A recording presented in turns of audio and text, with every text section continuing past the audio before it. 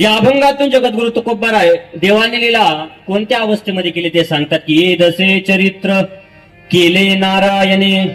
त्या नारायणाने या दशेमध्ये चरित्र केलं, पण कोणती दशा? रांगता गोधने राखीत आहे. रांगत असताना आणि गोधने राखत असताना देवाने त्या ठिकाणी चरित्र केलेलं आहे. आणि गोकुळामधून जे रूप धारण केलं होतं, हे सोंग सारिले या रूपे अनंते पुढेही बहुत करणे आहे.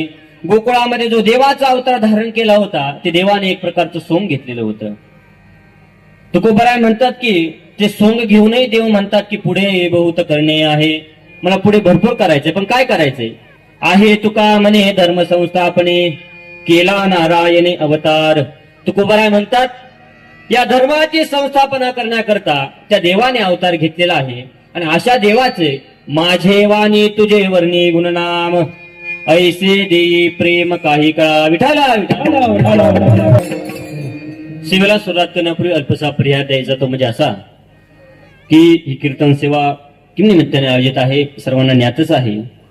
एक भक्ताचा आद्यकर्ते म्हणून सांगतो की आपले श्री रखमाजी सोमाजी गारुडकर बाबा आणि सौ भागुबाई रखमाजी गारुडकर आजी हा जो परिवार आहे, यांची मुलं असतील, दत्तात्रय भाऊ असतील, जालिंदर भाऊ, मच्छिंद्र भाऊ यांची 3 मुलं, त्यांच्या 4 मुली सुमनताई असतील, अलकाताई असतील, मीराताई असतील आणि मंदाताई असतील. हा खूप असा मोठा परिवार. यांनी एक देवाची सेवा घडावी म्हणून अधिक मासामध्ये श्रीमद भागवत कथेचं त्या ठिकाणी आयोजन केलं होतं.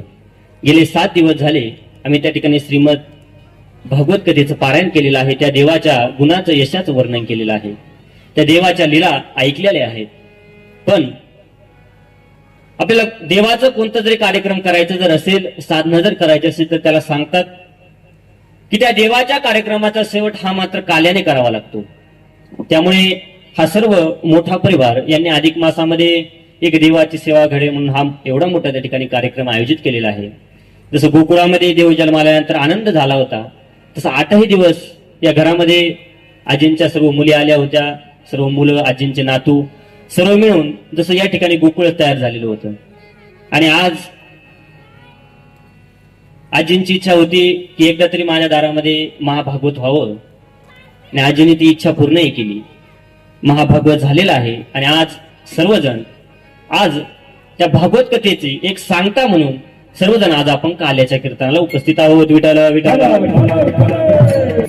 पवित्र पावन असा अधिक मास चालू आहे. या अधिक मासामध्ये सांगितलेलं आहे की अधिकस्य अधिक फलम. या अधिक मासामध्ये तुम्ही कोणतं जरी कार्य केलं तरी त्याचं फल तुम्हाला सहस्त्रपटीने, लाखोपटीने भेटणार आहे. पण संसारातलं सोडून जो कोणी अध्यात्मामध्ये देवाचं कोणतंही कार्य करेल, देवाचं नामस्मरण करेल, देवाची कथा करेल, देवाचं कीर्तन करेल, एकदा कथा केल्यानंतर जेवढं पुण्य लागतं, या महिन्यामध्ये तेवढी कथा जर एकदा केली तर 1000 कथा केल्याचं पुण्य या महिन्यामध्ये लागतंय. आणि आजींनी आपल्या दारामध्ये ही महाभागवत कथा त्या ठिकाणी केलेली आहे. आजींना निश्चितच त्या ठिकाणी लाखो कथा केल्याचं पुण्य या मासामध्ये लागलेलं आहे. कारण या महिन्याला, या मासाला देवाने स्वीकारलेला आहे. याला गावाकडे आपण धोंड्याचा महिना म्हणतो. शास्त्रामध्ये याला अधिक मास म्हणतात, पुरुषोत्तम मास म्हणतात, मलमास म्हणतात. की जे काय आपले मराठी 12 महिने आहेत, हे 12 महिने सोडून हा महिना जास्त असल्यामुळे याला अधिक मास म्हणतात. या महिन्याचा देवाने स्वीकार केल्यामुळे याला पुरुषोत्तम मास म्हणतात. आणि या महिन्यामध्ये कोणतीही तिथी, मुहूर्त त्या ठिकाणी निघत नाही. संसारातील कोणाचं लग्न असेल, साखरपुडा असेल, कोणाची वास्तुशांती असेल, कोणाचे भूमिपूजन असेल, या महिन्यामध्ये हे कार्य आपण कोणतंही करू शकत नाही. म्हणून या महिन्याला मलमास देखील म्हणतात.